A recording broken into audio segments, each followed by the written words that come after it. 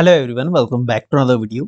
HP TGT and JBT commission 2025 की series को continue करते हुए इस वीडियो में हम एचपीआरसी की प्रीवियस ईयर एग्जामिनेशन में पूछे गए इंपॉर्टेंट क्वेश्चंस को डिटेल में डिस्कस करेंगे।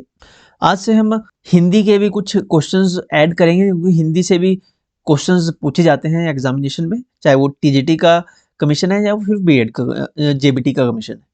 तो लास्ट में 5 से 7 क्वेश्चन हम हिंदी के भी इंक्लूड करेंगे आज से वीडियो में।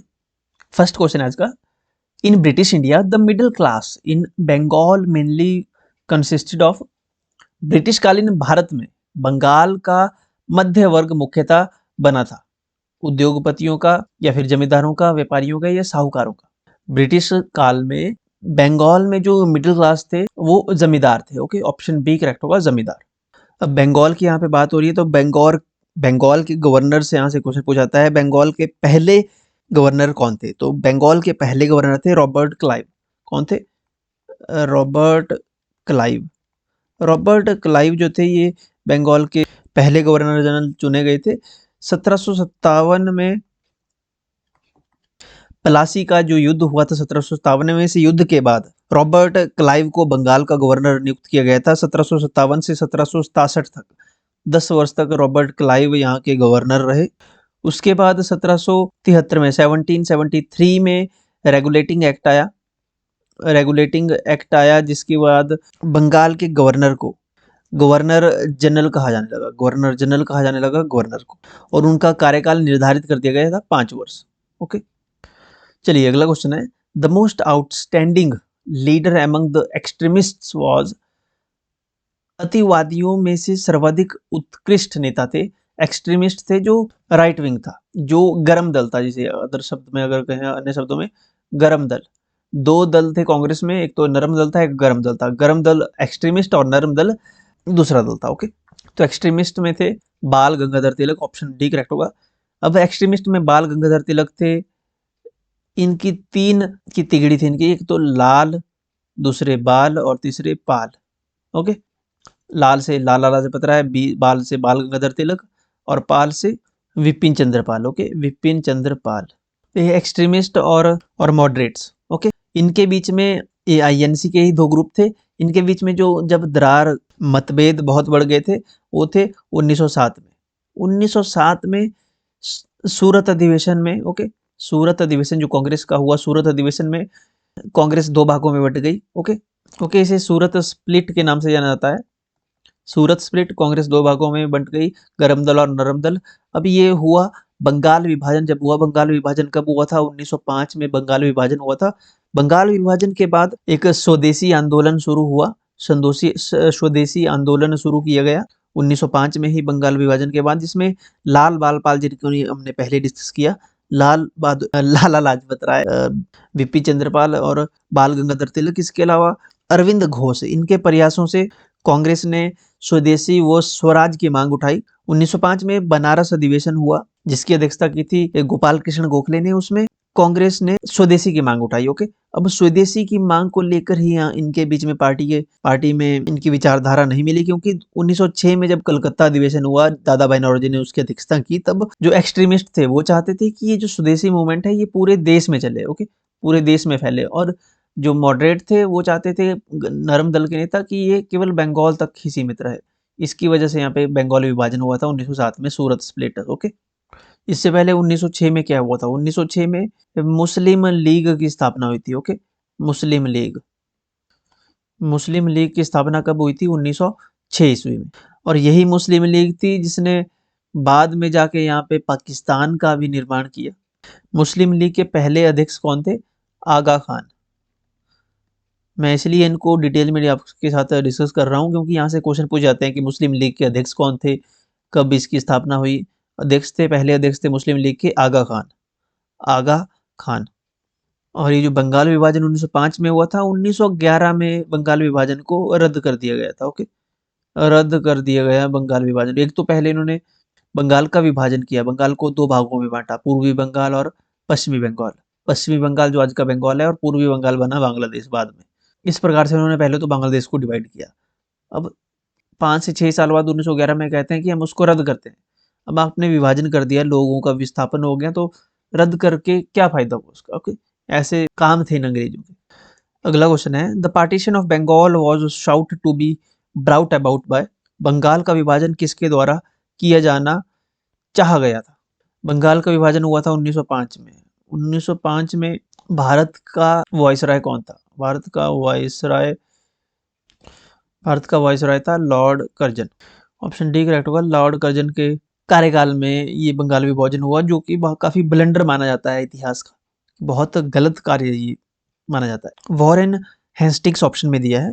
वॉरेन हेस्टिंग्स 1772 से पहले जो है बंगाल के गवर्नर हुआ करते थे, लेकिन 1773 के रेगुलेटिंग एक्ट, जिसकी बात हमने पहले क्वेश्चन में की, वॉरेन हेस्टिंग्स 1773 के रेगुलेटिंग एक्ट के बाद ये गवर्नर जनरल बने, तो ये भारत के पहले गवर्नर जनरल थे Warren Hastings. Okay, first governor general of India Warren Hastings 1773 के रेगुलेटिंग एक्ट के बाद ये बने।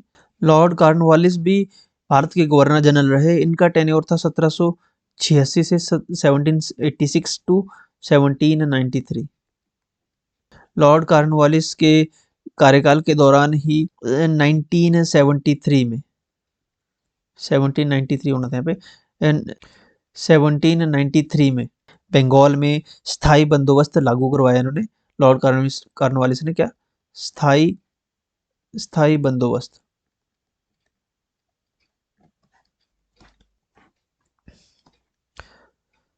प्रथम विश्व युद्ध के दौरान अंग्रेजों के प्रति भारत का रवैया कैसा था? India's attitude towards the British during the first world war was that of. First world war जो कि 1914 से 1914 से 1918 तक चली। फर्स्ट वर्ल्ड वॉर में ब्रिटिशर्स का काफी साथ दिया, काफी समर्थन किया था ब्रिटिशर्स का फर्स्ट वर्ल्ड वॉर ने भारत ने बस फर्स्ट वर्ल्ड वॉर में। ओके, तो सक्रिय मदद की थी, एक्टिव हेल्प की थी भारत ने। ऑप्शन डी करेक्ट होगा, क्योंकि अंग्रेजों ने भी वादा दिया था। वादा क्या किया था? सेल्फ गवर्नेंस का, कि भारतीयों को स्वशासन दे दिया जाएगा, उन्हें अपनी गवर्नमेंट चुनने का यहाँ पे मौका दिया जाएगा, इलेक्शंस होंगे। लेकिन जैसे ही 1918 में फर्स्ट वर्ल्ड वॉर खत्म हुई, उसके बाद अंग्रेज अपने वादे के मुताबिक काम नहीं करते और उल्टा 1919 में आपको पता है क्या हुआ था? 1919 में 1919 में रॉलेट एक्ट आया था। रॉलेट एक्ट आया था जिसमें क्या होता था?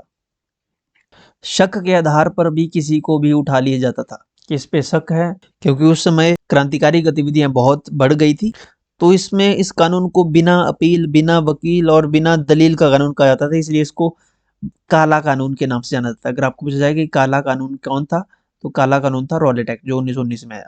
रॉलेट एक्ट के विरोध में 6 अप्रैल 1919 को जब देशव्यापी हड़ताल हुई, 1919 में आपको पता है कि 1915 में महात्मा गांधी भारत आ चुके थे अफ्रीका से, और उन्होंने 1917 में चंपारण आंदोलन, 1918 में खेड़ा मूवमेंट, अहमदाबाद मील मूवमेंट, यहाँ से महात्मा गांधी का एक अच्छा खासा नाम हो चुका था। तो महात्मा गांधी यहाँ पे लोगों को लीड कर रहे थे, देशव्यापी हड़ताल कर रहे थे इस काले कानून के लिए, की समाप्ति के लिए।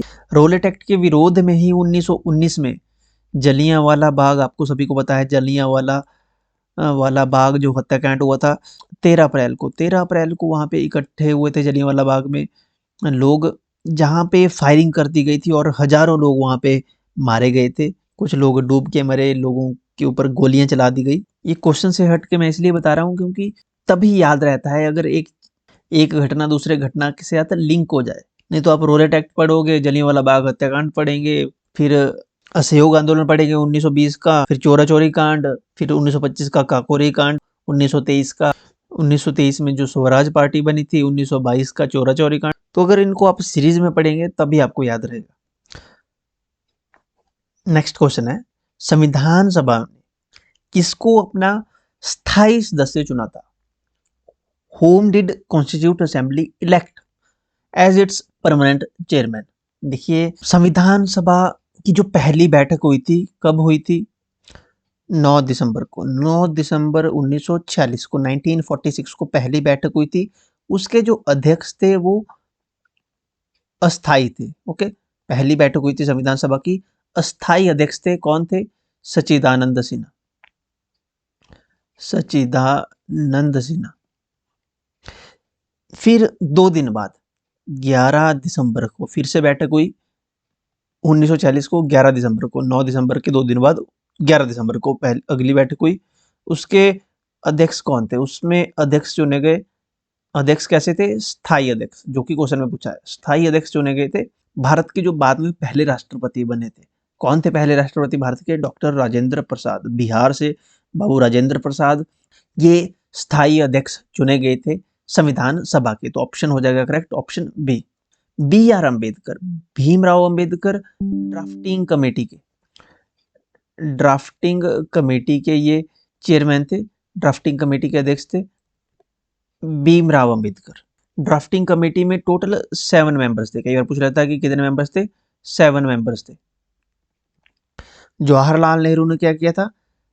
पहली बैठक के बाद दूसरी बैठक हुई 11 दिसंबर को। 11 दिसंबर के 2 दिन बाद 13 दिसंबर को एक प्रस्ताव पारित किया गया जिसका नाम था उद्देश्य प्रस्ताव। उद्देश्य प्रस्ताव पारित किया था जवाहरलाल नेहरू ने। ओके, उद्देश्य प्रस्ताव कब? 13 दिसंबर को। भारत में गुट निरपेक्ष आंदोलन का प्रथम सम्मेलन हुआ था किस वर्ष? 1983 में, 1983 में गुट निरपेक्ष आंदोलन हुआ था भारत में। ओके, ऑप्शन ए करेक्ट होगा। नेक्स्ट क्वेश्चन है, the Indian ruler who defeated the English in the early stage of British rule in India was. Bharat में ब्रिटिश शासन की प्रारंभिक अवस्था में अंग्रेजों को हराने वाला भारतीय शासक था। अंग्रेजों को हराने वाला भारतीय शासक कौन था? कंपनी का जब शासन था ब्रिटिश शासन में, उस समय अंग्रेजों को हराने वाला जो भारतीय शासक था वो था Haider Ali. Option B correct होगा, हैदर अली। ये मैसूर का सुल्तान था। एंग्लो मैसूर वॉर में इन्होंने विजय प्राप्त की थी हैदर अली ने, और ट्रीटी ऑफ मद्रास भी फिर साइन हुई थी। टीपू सुल्तान को टाइगर ऑफ मैसूर कहा जाता था। क्या कहा जाता था? Tiger of Mysore. Tiger of Mysore Haider Ali को, सॉरी टीपू सुल्तान को। ऑप्शन में जो टीपू सुल्तान दिया है इनको टाइगर ऑफ मैसूर कहा जाता था। अगला क्वेश्चन है, किसने स्वयं को बहादुर शाह का गवर्नर घोषित किया? बहादुर शाह का गवर्नर घोषित किया था नाना साहिब ने। नाना साहिब ने 1857 के विद्रोह में कानपुर में विद्रोह का नेतृत्व किया था। कहाँ पे? नाना साहिब ने कानपुर में विद्रोह का नेतृत्व किया। नाना साहब के साथ तात्या टोपे ने भी कानपुर में विद्रोह का नेतृत्व किया था। अब बहादुर शाह जो थे, बहादुर शाह द्वितीय, 11 मई 1857 को दिल्ली पर अधिकार करके एकदम मुगल शासक बहादुर शाह द्वितीय ने स्वयं को दिल्ली का शासक घोषित किया, नेता स्वीकार किया, और उसके बाद नाना साहिब ने गवर्नर घोषित कर दिया बहादुर शाह का स्वयं को। ओके, ऑप्शन बी करेक्ट होगा। जनरल बख्त खान ने भी दिल्ली में विद्रोह का नेतृत्व किया था। इसके अलावा इन्होंने बरेली में भी बख्त खान ने विद्रोह का नेतृत्व किया। बख्त खान बहादुर खान ने भी बरेली में नेतृत्व किया था विद्रोह का। बरेली। इलाहाबाद में किसने नेतृत्व किया था? इलाहाबाद में लियाकत अली ने विद्रोह का नेतृत्व किया, लियाकत अली। इसके अलावा फैजाबाद में मौलवी महमूदुल्लाह ने। ओके, फैजाबाद कहाँ है? फैजाबाद है जहाँ पे आधुनिक अयोध्या है। ओके, उस क्षेत्र का नाम है फैजाबाद, जो कॉन्स्टिट्यूंसी है। मौलवी अहमदुल्लाह ने, ओके, नेतृत्व किया था वहां पे अहमदुल्लाह ने। चलिए अगला क्वेश्चन है, भारतीय राष्ट्रीय कांग्रेस की अध्यक्षता करने वाला प्रथम राष्ट्रवादी नेता कौन था? WC बनर्जी पहला राष्ट्रवादी नेता था भारतीय राष्ट्रीय कांग्रेस का। भारतीय राष्ट्रीय कांग्रेस की स्थापना कब हुई थी? आपको कमेंट सेक्शन में बताना है। इंडियन नेशनल कांग्रेस की स्थापना कब हुई थी और किसने की थी इसकी स्थापना? ओके, स्थापना किसने की थी इंडियन नेशनल कांग्रेस की? वो एक अंग्रेज था, ब्रिटिशर था वो, ओके, जिसने स्थापना की थी। दिल्ली में उसका हाउस भी है, इसका कॉटेज भी था दिल्ली में, सॉरी शिमला में जिसने स्थापना की थी INC की, A.O. ह्यूम उनका नाम था। Okay, A.O. ह्यूम INC की स्थापना की थी। कब की थी आपको बताना है।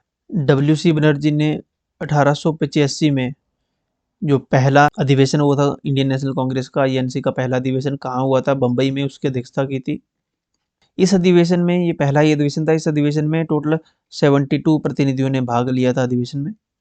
दूसरा अधिवेशन कलकत्ता में हुआ। कलकत्ता अधिवेशन में जो अध्यक्षता की थी वो की थी दादा भाई नारोजी ने। ओके, दादा भाई नारोजी को ग्रैंड ओल्ड मैन के नाम से भी जाना जाता है।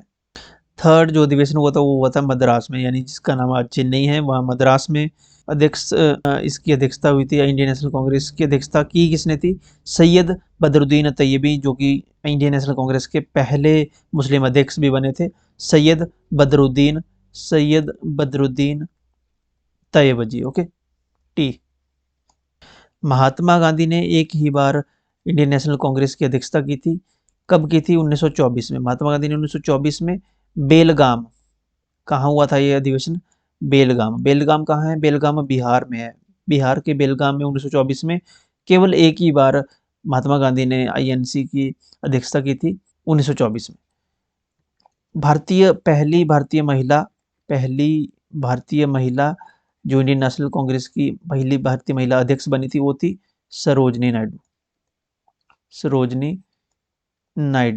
सरोजनी नायडू पहली भारतीय इंडियन नेशनल कांग्रेस की महिला थी जो जिन्होंने अध्यक्षता की थी। कब की थी?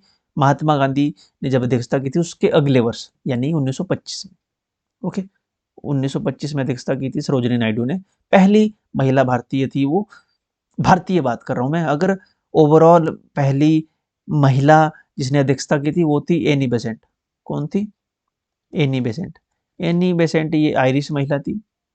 एनी बेसेंट ने अध्यक्षता की थी 1917 में। 1917 का कलकत्ता अधिवेशन जो हुआ था, कलकत्ता अधिवेशन। ओके, एनी बेसेंट ने होम रूल लीग की शुरुआत भी की थी। ओके, होम रूल लीग की शुरुआत की, होम रूल लीग की स्थापना की थी एनी बेसेंट ने।